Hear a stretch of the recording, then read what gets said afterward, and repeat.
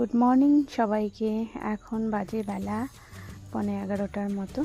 তো স্কুলের গাড়ি আসতে অনেকটা দেরি করে ফেলে, ওই জন্য দেরি করেই যাই রাস্তায় গাড়িতে তুলে দিতে। আর মেয়ে এদিকে চলে গেল, আমিও বাড়ি চলে এলাম। এসে কি রান্না করবো সেটাই ভাবছিলাম।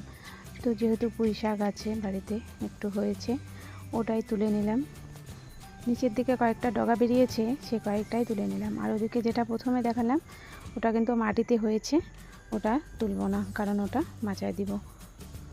আর বাড়ির তরতাজা সবজি খেতে কি না ভালো লাগে।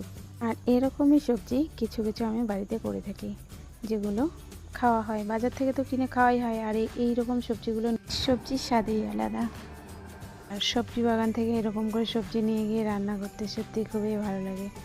যেহেতু উনুন বানিয়েছি আর দুপুরবেলা রান্নাটা এখন উনুনেই করি, তাই আগে সমস্ত সবজিগুলো রেডি করে নিয়ে বসতে হয়। তাড়াহুড়ো হয়ে যায়, আর একা হাতে যেহেতু সব করতে হয়, আগে সবজিগুলো রেডি করা থাকলে রান্না করতে বেশ সুবিধাই হয়। মানে নিচের পাতাগুলো খুব বড় বড় হয়েছিল, তো সেগুলোও তুলে নিলাম, একটু ফাঁকা করে দিলাম নিচটা। কয়েকদিন পর এখান থেকে আরও ডগা হবে নতুন। চলো কী কী রান্না করি দেখি।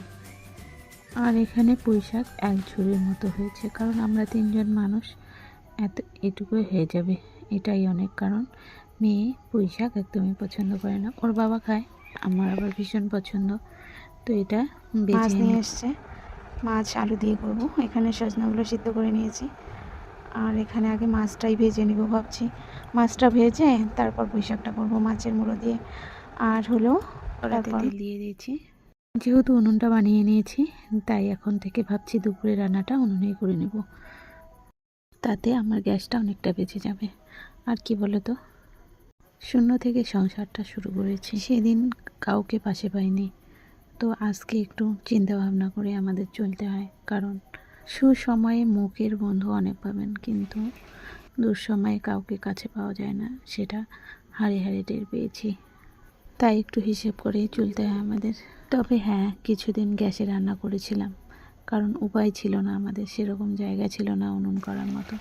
রান্নাঘর একটা বানিয়েছিলাম, সেটাও করে ভাঙা হয়েছিল আর কি। যাই হোক, যে কারণেই ভাঙা হোক। আর এখন মেয়েকে নিয়ে যাচ্ছি ওর গানের ক্লাসে। যাওয়ার সময় টোটোতে করেই যাচ্ছি, কিন্তু আসার সময় ওর বাবাই নিয়ে আসবে, কারণ অনেক রাত হয়ে যাবে, একা একা আসতে পারবো না, তখন টোটো অ্যাভেলেবেল থাকে না।